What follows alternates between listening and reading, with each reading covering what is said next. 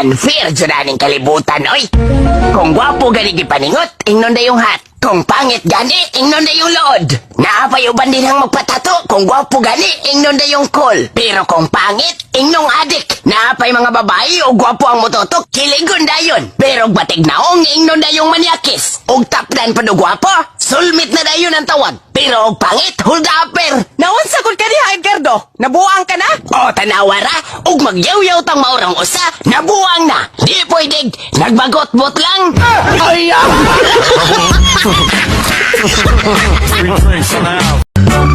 Oh, naghinuktok pangod ka. Ay, naguna-una lagi ko skondam go gabi iga. Kayon sumpoy dam guni mo.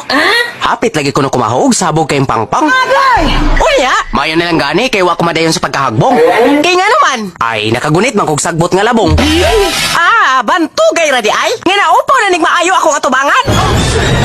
Kay nga naman to. Mangutana ka pa? Nga imo manggi mo sagbot nga labong ang akong bulbol.